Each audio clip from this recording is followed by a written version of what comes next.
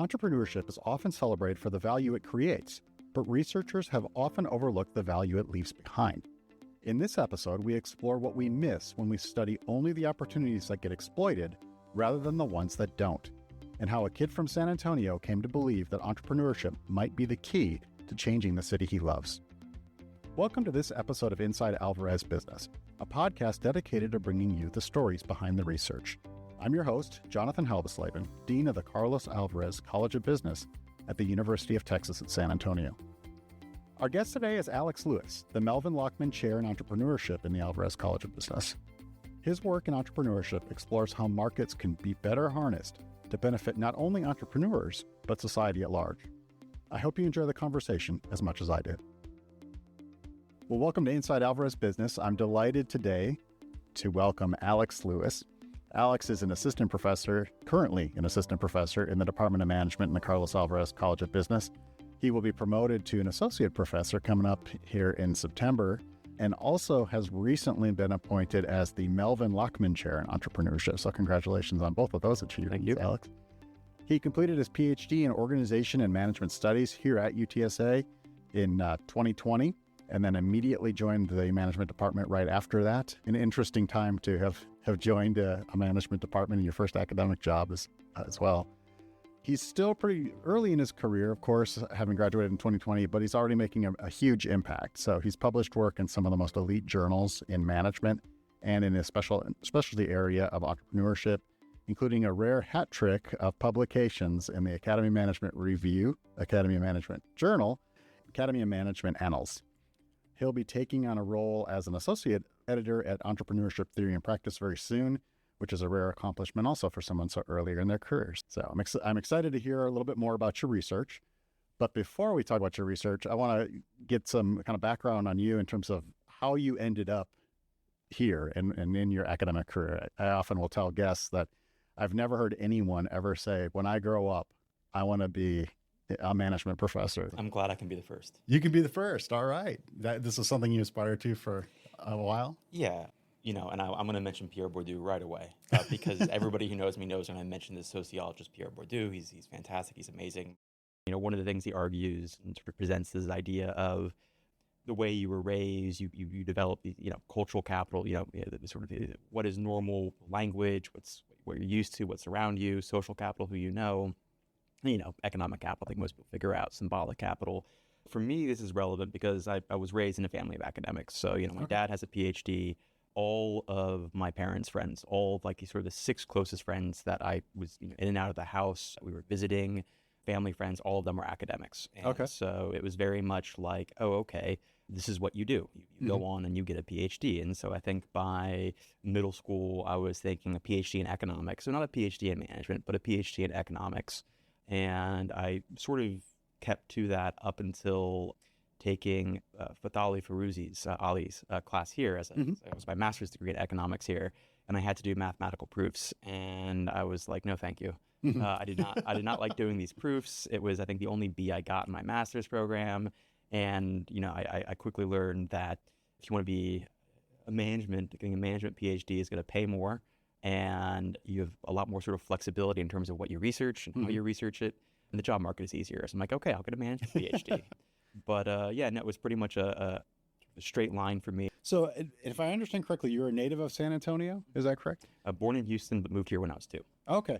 So how has that shaped all of the, you mentioned your parents, but also, I feel like, I could be wrong, but I feel like that's also maybe shaped a little bit about specifically what you study and kind of entrepreneurship and some of those issues. Absolutely. So, I was raised in a neighborhood here in San Antonio called Alamo Heights, which is an old money neighborhood. It's extremely classed, and we did not have money. So we moved there. I think my mom and my dad were thinking, oh, okay, school district. So we bought a small kind of rundown house and lived very, very frugally for a very long time. It was difficult for my sister and I. My sister, I think in particular, but I do remember, for example, my sister asking my dad to drop us off down the block because they didn't want, she didn't want people to see, and I probably didn't want people to see either, the beater that my dad was driving. All of our friends and our peers were being dropped off in BMWs and Mercedes, and my dad was driving a 18-year-old Toyota Tercel. So, I mean, that definitely, certainly is why when I came across Pierre Bourdieu, who's famous mostly for his, I mean, a lot of things, but studies of social class, like, oh, this is for me. Mm-hmm. And so, I am very interested as a result of that in things to do with power and class and agency and changing things. And that's also part of why I like entrepreneurship so much is, entrepreneurship is fundamentally agentic. And so there's certainly that. There's also the fact that I tend to just associate very strongly with things. San Antonio Spurs, San Antonio the city, Mm-hmm. UTSA. I hold on very strong to things, and so the fact that San Antonio has, I mean, I love San Antonio, but it's a city that's hurting. Mm-hmm. A couple of years ago, I read I think it was the Rivard report then. Now it's the San Antonio report, but we have something like 400,000 adults in this city with less than a ninth grade education. We are one of the most economically segregated cities in the United States. We are one of the most ethnically segregated cities in the United States. The cool thing about being part of UTSA and specifically about being part of the Alvarez College of Business is, we are a San Antonio institution, Mm-hmm. and so being a part of UTSA makes me feel like I am a part of San Antonio. Being part of UTSA, here comes Bourdieu again, gives me symbolic capital, Mm-hmm. right? That, I say I'm a UTSA professor, I'm a business professor, right? Which is a bit different from being a history professor or a psych professor. Is a bit more sort of relevant oomph there. Mm-hmm. Policymakers are more likely to be like, okay, business. There's symbolic capital there. So, there's the potential that I'm working towards to be able to say, hey, these are things that we can do to help our city. Let's try it. Let's experiment with this. Mm-hmm. And then, entrepreneurship is sort of the icing on the cake there because, not only is entrepreneurship exciting, it's sexy, people are interested in it, individuals are interested in it, NGOs are interested in policymakers. It's a buzzword. And I think it's deservedly so. It deserves to get the attention that it's getting. Entrepreneurship is fundamentally agentic, right? It is an expression of self. It is, there's an opportunity. I think that this neighborhood needs a grocery store. I think this neighborhood needs, a doctor's clinic or, all these kinds of things. I think that, I want to have a student, or I had a student who just sort of set out and started selling balloon animals and other sort of things at the Pearl and things like that. And it's just a sort of, you're putting yourself out there. Again, I'm going to come back to this idea of agency. And so for me as an entrepreneurship professor, in the classroom with undergrads, I get to really, really push this idea of agency. And, I say, listen, regardless of what you believe politically, I don't think anybody right now believes that the world's in great shape. That the world thinks that people believe, the world should stay the way it is. Mm-hmm. And, I think any major changes, any major progress, entrepreneurs are going to be involved. Yeah. And I think it scales down to San Antonio as well. That, major changes, major positive changes in San Antonio, they're going to involve a lot of people, but they will involve entrepreneurs. So, yeah, I mean, I think in terms of, circling back to your question of my attachment, affiliation to San Antonio, yeah, it's very, very strong. It motivates me very strongly. And, one of the things that we'll get back to, I imagine, I talk about my research, I have that lab and I'm doing all these field experiments now and all these things. And, part of the reason of that is, hey, this is going to be a vehicle with which I can sort of try out things that I hope will improve the city.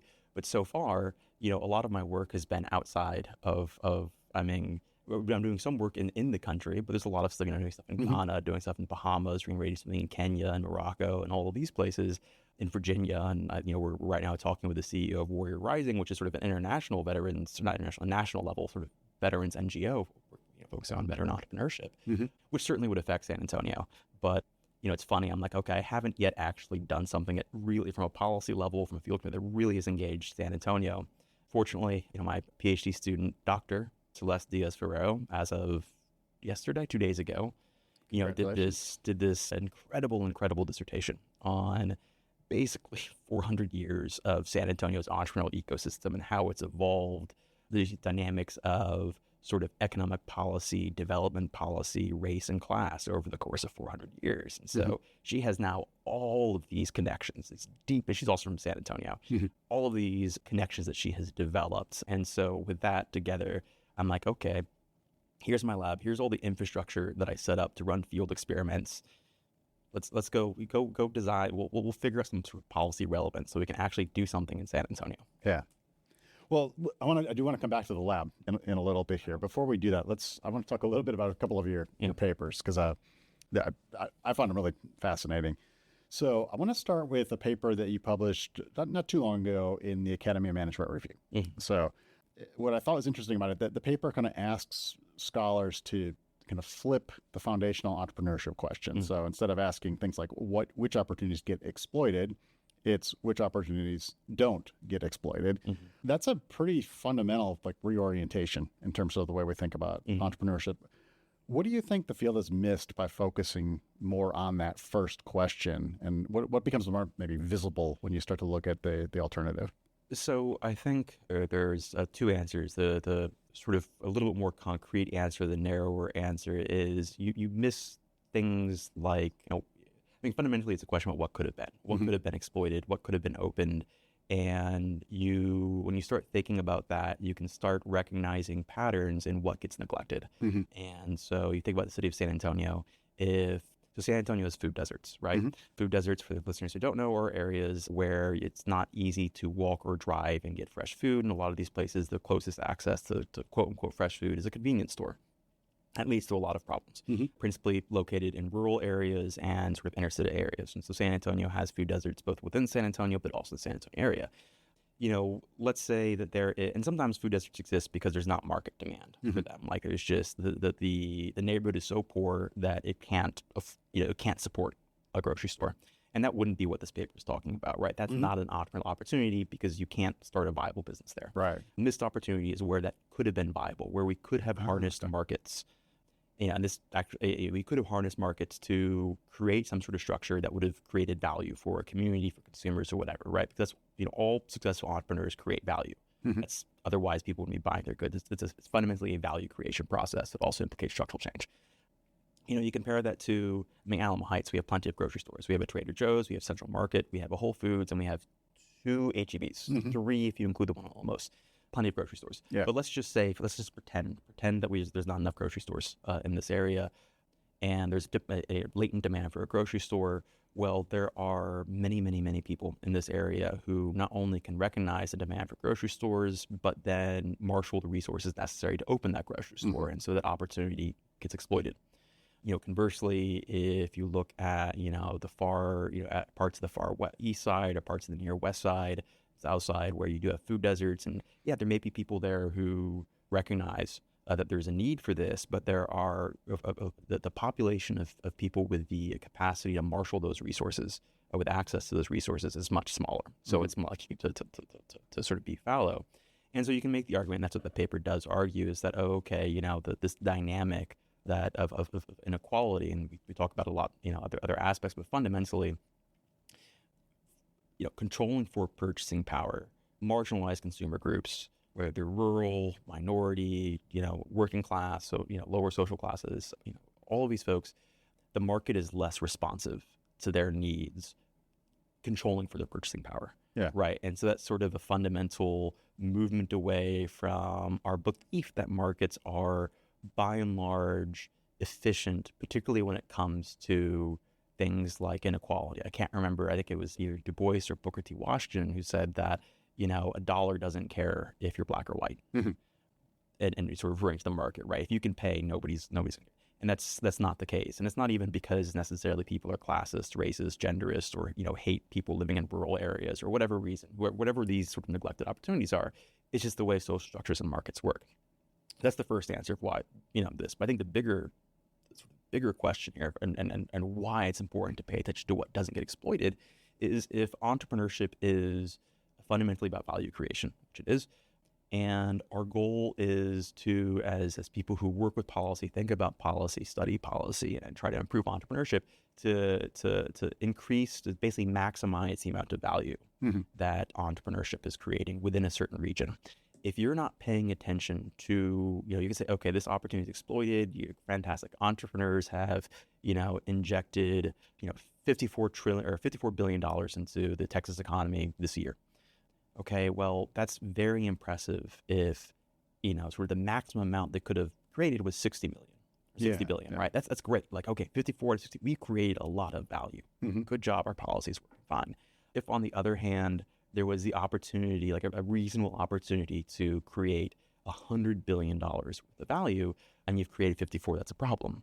And if you're not paying attention to what doesn't get exploited, then you're not going to be able to recognize the difference between 54 out of 60 and 54 out of 100. Right. And you're not really going to be able to assess the success of your entrepreneurship policy. Yeah.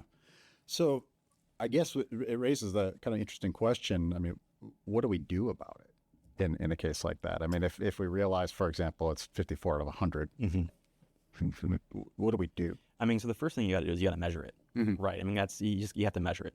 There's ways to measure it. You can look at sort of counterfactual studies. So, as an example, you look at what happens if actually a really great example, I think it's management science, one of Rem Koenig's papers, but he basically looks at the value that's getting lost by the fact that, this is more of a marketing example, but hey, we have a marketing department here.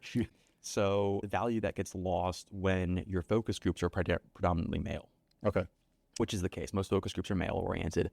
And as a consequence, entrepreneurs or marketers, the people who are gathering data from these focus groups, they have a really good understanding of the sort of consumer demand of men and a less good understanding of the consumer demand of women. And you can sort of estimate to what degree that is the case. And what this experiment does is okay, we're going to sort of randomly make it so that some of these entrepreneurs get access to a gender-balanced focus group and others don't. And what happens? And well, the crew of entrepreneurs with the gender balanced focus group does better because they have a better understanding of the broader consumer. They have the understanding the consumer demand of male consumers and of female consumers. Another example of this, and you can look at, okay, this is the difference, right? So it's sort of a counterfactual approach. You can also, sort of take much more sort of economic geography approaches.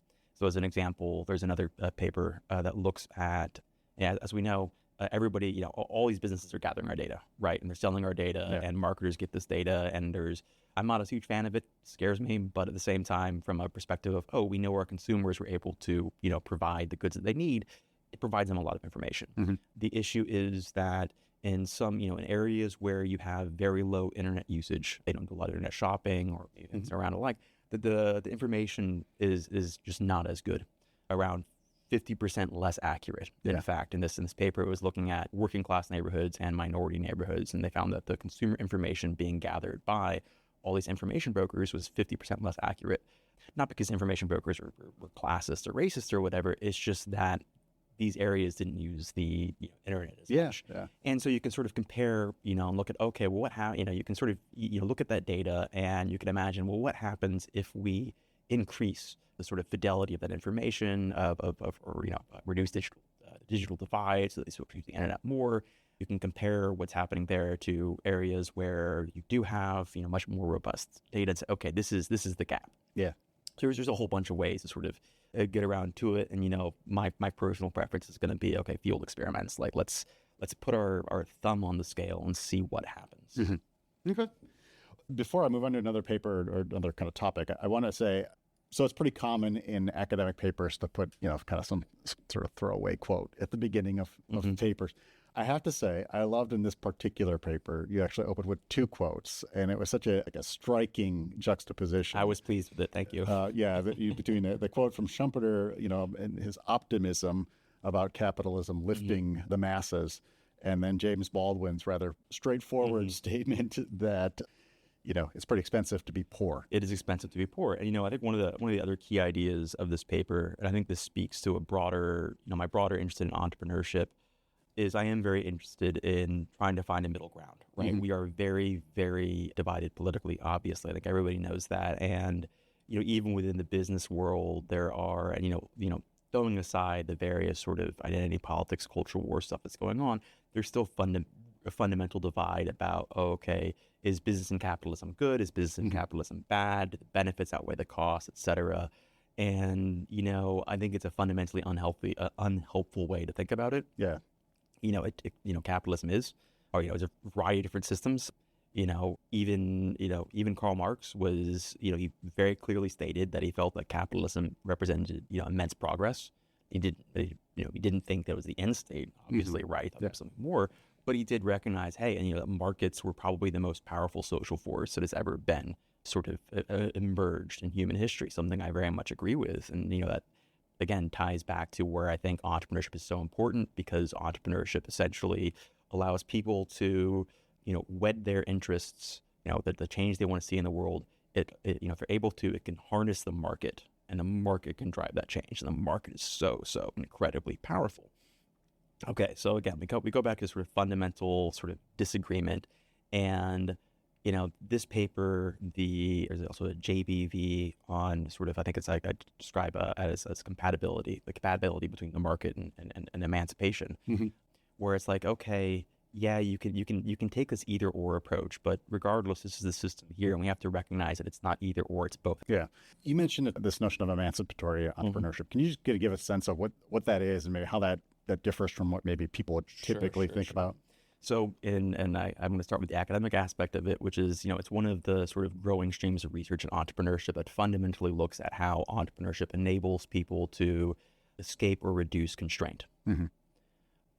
How, for, as a Texas example, right? This is one of my, this comes to a very a fun story when I gave a brown bag at Syracuse too, a couple of years ago. And I think it was this was like my first couple of years out. And so I'm talking about emancipatory entrepreneurship again. So entrepreneurship where the structures that are emerging from this, whether it is a product, whether it's a new sort of process of doing things, whether it's the business itself, sort of empowers people with respect to something that was constraining them. So a few years ago, you created Alvarez Powell Lab for Entrepreneurship Policy and Prototyping, part of an NSF grant. And unfortunately, it was one of the casualties. So it goes. Yes. Can you talk a little bit about the work that you're doing with the lab and the impact you're hoping to have with that? Sure. So big picture, in this field, there's this idea of publish or perish. I think even outside of academia, people hear it. And management in particular, we're very interested in theory, writing theory, theoretical contribution, et cetera. I remember when I was thinking of myself as an economist, and I was talking with economics professors, like, oh yeah, management is just storytelling. There's some truth to that, but there's a lot more to it than that, believe me. But, we also then get quote unquote raised in our PhD program. It's like, okay, it's all about, a contribution to theory. You don't, policy isn't as important. Contribution to policy, it's a real world relevance. That's not what's going to get you into the elite publications. And I remember, it's like, okay, it is the way it is. There's other ways you can make impact. And I think it was probably my first year as a professor where I started reading again.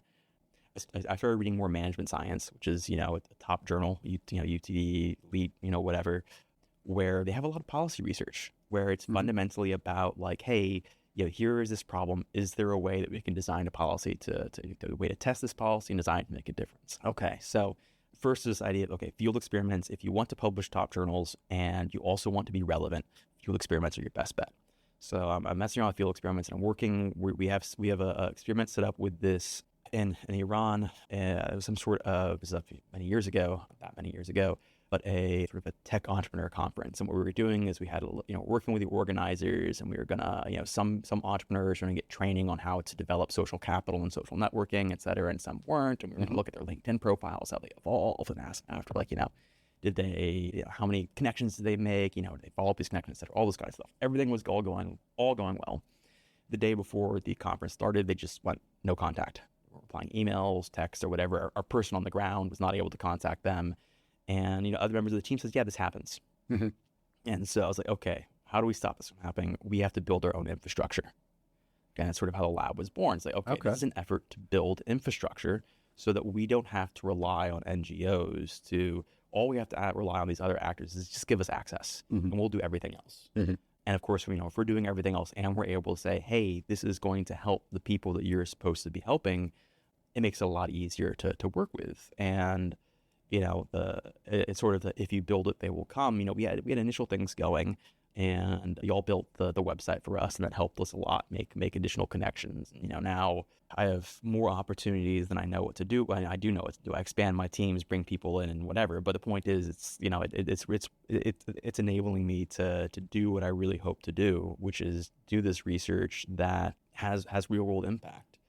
And then I think one thing I wanted to mention, just completely slipped my mind, is, you go back to and again, this is family of academics, you go back to the history of academia, and, this is also just who we remember, but, you have people who you had academics with grand visions for change, who were, deeply engaged in thinking about, John Stuart Mill comes to mind, deeply engaged in thinking about how we should set up society and what can we do? Can we experiment with different social systems, different ways of organizing? Somewhere along the line, I feel the profession lost that. I mean, maybe it was never truly there, just who we remember, right? Just survivorship bias. Right. There's an element of that. But regardless, it makes sense to try for that. And that's also the big sort of motivation here is I think that, universities, education is by far, not the only thing that is an indication of intelligence. And getting a PhD and working this is not necessarily an indication of intelligence. But regardless, universities all over the world, and certainly in this country, represent a concentration of not just, extreme human capital, where it's not, not just raw brain power, but a certain way of thinking and training and approaching problems that is very amenable to, these sort of difficult problem solving. They're all concentrated here. We're all concentrated here. We're, hyper-focused, very neurotic. We're able to intensely read and focus on something for just insane amounts of times. Definitely not healthy or well-adjusted or whatever, but we're all concentrated together. Why aren't we directing all of our energy to these thorny problems? Yeah. Because there's so much latent, I mean, again, this goes back to underexploitation, latent resource, latent value. It is there. How can we access it better? And then it comes back to San Antonio. San Antonio desperately needs value creation. We desperately need to be able to identify what do we have, what latent value is there so that we can access it, because that's going to be the lower hanging value versus having to do all this creation, creating infrastructure that there is then these potentials, What do we already have? How do we activate that? I think that everybody should be involved in that. Everybody in the university should be involved in that wherever we go. Yeah. And so this is, I guess, part of that. Very inspiring. Let me ask you, what's up next? I mean, what's something you're working on that you're really excited about? So, research-wise, I think the thing I'm most excited about is a paper under review at AMR where it's sort of going the other direction, where a lot of my research and entrepreneurship is focused on marginalized groups and people with low power, which, again, is very interesting when it comes to agency. This is research looking at entrepreneurship, people with high power. So it's specifically research on entrepreneurial elites, and it looks at how the processes of entrepreneurship and support structures that enable entrepreneurship produce a particularly sort of powerful class of elites, of organizational elites. Organizational elite research is, it's a standard org theory. Mostly it's focused on CEOs, C-suite executives, boards of directors. It sort of traces back to C. Wright Mills' The Power Elite. Cultural capital, again, I started this research after my dad gave me his copy of C. Wright Mills' The Power Elite. Okay. Oh, I could probably do something with this idea. This is really important. You look around people like Elon Musk and Jeff Bezos, and these people are very, very powerful. And they're powerful in part not just because they're CEOs, but because of, how did they get there? It has to do with entrepreneurship. So paper-wise, and that sort of stream of research I'm particularly excited about. Okay. Big picture, what's next? So for me, LEP was the first lab in my grand career plan. And, what I really, really want to do, and this goes back to John Stuart Mill, is I want to sort of create large-scale policy experiments focused on circular economies in rural and ex-urban areas. Okay. I don't think it's ideal in this country that we have to choose between economic and social inclusion and being able to live away from cities. If you don't want to live in a city, a lot of people don't want to live in cities. It's very understandable. I think you can make an anthropological argument that this sort of dense concentration of humanity isn't always ideal psychologically, socially, whatever. And yet cities are incredibly economically efficient. And our system is set up to make that so. And when something is efficient, just the forces of the market are going to push people there. It's where the jobs are. It's where you have, youth flight. So, you have these towns across Texas, towns across the Rust Belt, right? Well, what do they move? They move to San Antonio. The kids, people who have the most production potential, they move to where the opportunities are. They move to San Antonio, to Austin, to Cleveland, and away from these rural areas. But just in general, right? The quality, the access, the institutional access to things is just, and economic access is just much better in cities. And that troubles me. I think that we should. I'm a city person. I born in Houston, lived in San Antonio most of my life. The only time I didn't live in San Antonio, Houston, I was living in Seoul, South Korea, which is a city of 30 million people. So I'm fine with cities, but I recognize that really not everybody is. And it is, living in Seoul, this huge megalopolis, sort of just almost like a futuristic dystopian. Everything is tech and wire or whatever. You're like, gosh, I can really see how people aren't going to be comfortable with this. I understand that. Yeah. I understand that. So yeah, big picture is, once I would say once this lab's established, maybe 5-10 years from now, getting additional external funding and grants and all this kind of stuff, and I get a track record of doing this kind of stuff, the next step is going to be a second lab focusing on policy experiments on circular economies, other sort of alternative ways to organize economic activity, because as I said, the way in which our systems are set up right now, it is cities are efficient, which means that we need to devise some way to provide some level of economic protectionism to smaller communities, so that money circulates within a little bit better, so that but at the same time they can't entirely be decoupled or detached from the broader economic system. Right? They can't be entirely self-contained. Yeah. How do we do that? I don't know. But that's kind of why we're going to hopefully in 10 years have another lab to study it. And, right now it's in the back of my mind. I'm thinking about it a lot, but most of my focus is on the sort of problems in front of me right now. Some people ask, okay, so what are you going to do? I'm like, I don't know. I need to study it. I'm not there yet in my career, but eventually I will be, reading all this stuff very deeply, thinking very deeply, going out into the field, talking with people, trying to feel these things. I'm just, that's down the line. All I can tell you right now is that this is something that needs to be done, and I'm going to try to do it. Great. So one last question for you. Obviously, you've got a lot on your plate with research and with the lab and everything, but what keeps you busy outside of your time and your work here in the Carlos Alvarez College of Business? I think right now owning a 120-year-old wooden house. Oh, wow. Okay. Yeah, I can see how that might be.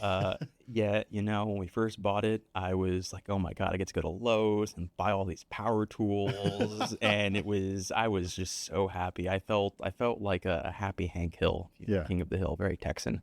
You're not from Texas, right? I'm not originally from Texas. Okay. Have you watched King of the Hill? Yes. Okay, good. All right, you're right. If you haven't watched King of the Hill and you're from Texas and you watch King of the Hill, it's a beautiful show. I felt like Hank Hill with all these power tools, and then oh God, like this is hard. This is tiring. Learning how to use them was tough, and so for a couple of years, definitely struggled with the house. But I think the biggest thing is my wife convinced me to buy a nail gun, and I was like, oh my God, this makes it so much easier. Yeah, really. And so, the last, I would say 6 months, I've been making a lot more progress on the house than was before. I'm reading right now the Patrick O'Brien series. You might be familiar with the movie Master and Commander. There's a whole series of books. So I'm reading that right now. I have a 16-year-old blind, deaf pug that we're taking care of. Okay. And we are in the process for adopting a person. Oh, that's wonderful. As opposed to a dog. Right. Wonderful. So, well, Alex, it's really been a delight to talk with you today. I appreciate you taking the time. I'm so glad to know that we've got researchers like you here they're focused on society and the steps we can take to continue to make people's lives better. So thank you for being here today. And more importantly, thank you for the great work that you're doing. Really appreciate it. Thank you. Thank you for listening to the Inside Alvarez Business Podcast. Special thanks to our producer, Brittany Johnson, and for the support of Wendy Frost and Melissa Lackey to help make this podcast possible. Stay connected with the Carlos Alvarez College of Business at the University of Texas in San Antonio to learn more about how we are empowering the next generation of business thinkers and conducting groundbreaking research to ensure their success. Follow us on social media or visit us online at business.utsa.edu. Until next time, I'm Jonathan Halbesleben. Thank you for listening.